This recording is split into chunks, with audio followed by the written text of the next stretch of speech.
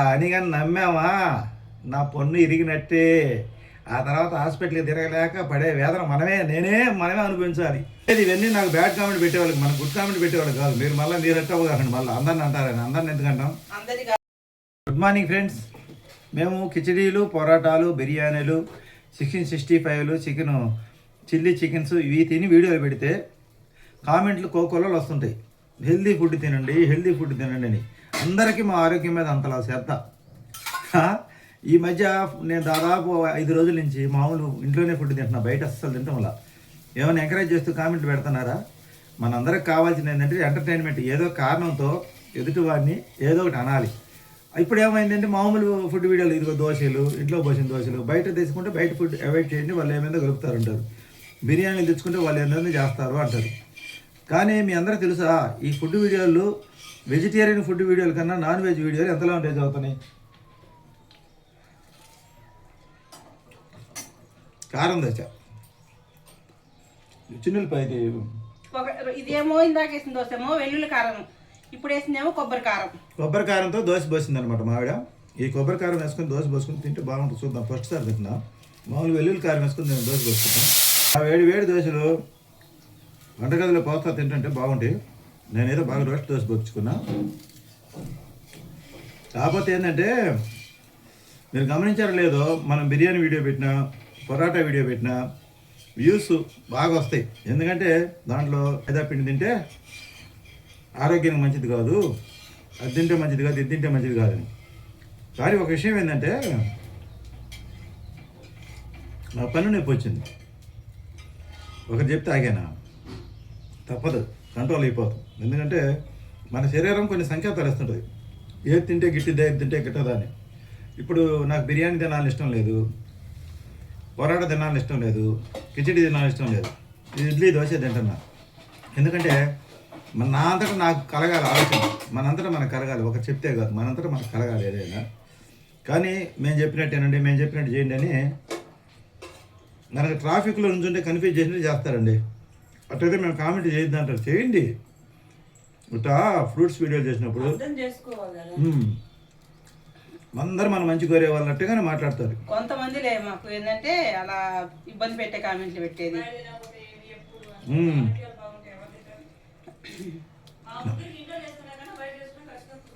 బయట తెచ్చుకుంటే ఖర్చు తక్కువైంది, అందువల్ల తెచ్చుకుంటాం. అంతేగాని ఇంట్లో ఏం ఆరోగ్యాన్ని చూసుకోవాలి. పొద్దుగూరు పై ఇక్కడ నుంచి అంట్లో గుట్ల పడతాయి టిఫిన్ చేస్తే. పొద్దున ఈ టబ్బు నిండా తోమితే మళ్ళీ సాయంత్రానికి ఈ టబ్బు నిండా పడతాయి. చాలా అంట్లు పడతాయి. అంటే టీ పెట్టే గిన్నెలు కానించి వంట చేసే గిన్నెలు కానీ ఈ రోజుల్లో ఎవరికి బయట తినకుండా కుదరదు. ఈ చెప్పేవాళ్ళు కూడా తింటారు బయట. ఏమేసిన చట్నీ అందరూ మంచి కోరేవాళ్ళే. 3 పూట్ల ఇంట్లో చేసుకొని తినే ఓపిక ఈ రోజుల్లో ఎవరికి ఉండదండి. ఇప్పుడు మంచిగా మనం దోశల వీడియోలు పెడితే, ఇడ్లీల వీడియో పెడితే ఎన్ని కామెంట్ వస్తున్నాయి, ఎంతమంది చూస్తున్నారు? అదే biryani video, parotta video 7,000 views వచ్చినాయి. పొరాటా వీడియో. ఎందుకంటే అవకాశం ఉంది, ఏదో కారణం దొరకాలి మనం విమర్శించడానికి, తిట్టడానికి, మన నీతులు చెప్పడానికి. అంటే మాట విని వాళ్ళ అందుకోసం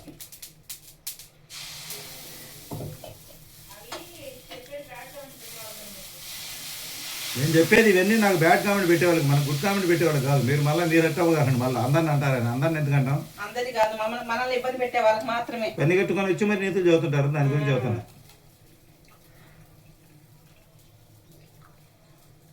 ఏదో పని చేసుకోవచ్చు కదా, ఏదో ఒకటి చేయొచ్చు కదా. ఎవరు ఆకలి అలా తెలియదా? నువ్వు అన్నింటిలో నెగిటివ్ చెప్తావు, పాజిటివ్ చెప్పు.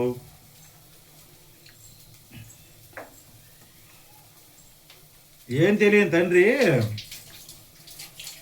అర్థం కాకుండా అతను తెలిసిన వ్యవసాయ భూములు కొంటూ పోతుంటూ ఉంటాడు. చదువుకొని అన్ని తెలిసిన కొడుకు వ్యాపారాలు పెట్టి ఆస్తులు నమ్ముతూ ఉంటాడు. దీన్ని బట్టి అర్థమైందంటే అన్ని తెలిసినవాడి కన్నా ఏం తెలియనివాడే మేలు.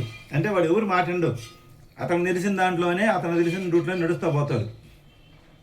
కానీ అన్ని తెలిసిన కొడుకు అందరు మాటని వ్యాపారాలు పెట్టి ఆ తండ్రి సంపాదించిన ఆస్తులు అన్నీ అమ్ముకుంటూ పోతూ ఉంటాడు.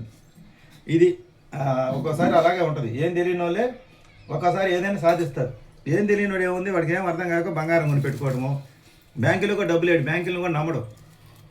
నా వస్తువు నా దగ్గరే ఉండాలి, నా కళ్ళ ముందే కావాలి, నేను పెట్టుబడి పెట్టేదని చెప్పి బంగారం కొని పెట్టుకోవటం కొంతమంది చేసే పని. అది పెరుగుతూ ఉంటుంది ఆటోమేటిక్గా. కొంతమంది చేసేది ఏంటంటే ఇల్లు కట్టుకుంటా పోతూ ఉంటారు, వాళ్ళు ఎవరు నమ్మరు, ఏటి మీద పెట్టుబడి పెట్టరు. కొంతమంది పొలాలు వాళ్ళు చేసే పని కాబట్టి పొలాలు కొనుక్కుంటా పోతుంటారు, అయ్యే పెరుగుతుంటాయి, కోటీసులు చేస్తే వాళ్ళని. కానీ చాలామంది వ్యాపారం ఏదో చేయాలని చెప్పి ఉన్నది అమ్మేసి నాలంటాడు, ఉన్నది అమ్మేసి ఏదో చేసి తెలియని వ్యాపారాల్లో పెట్టుబడి పెట్టి బొక్క బోలా పడతాడు. అది ఒకసారి అర్థం కానప్పుడు గమ్మున ఉండమే, సైలెంట్గా ఉండమే. అది చేయండి ఇది చేయండి అని చెప్తారు కదా, కింద పడితే చేయింది చోళ్ళు ఎవరు ఉండరు. మీ పిల్లల పెళ్ళిళ్ళు చేయండి, వయసు ముదిరిపోతుంది, అది ముదిరిపోతుంది, ఇది ముదిరిపోతుంది.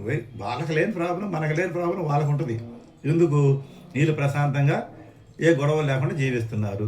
వీళ్ళని మనం ఏదో ఒక మంచిగా సలహా ఇచ్చి చెడగొట్టాలి. తినే 4 మెతుకులు కూడా లేకుండా పోవాలి, అది వాళ్ళ బాధ. అట్నే ముందులో పడేశారు నన్ను 2020లో. సమస్య వచ్చిన తర్వాత ఏంద్రా బాగుమద్ది అంటే, నాకేం తెలుసు నువ్వెవరు మాట అంటావు అన్నారు. ఏంది మామ అంటే మాకేం తెలుసు నువ్వు ఒకరి మాట వినేవాడు అన్నారు. అది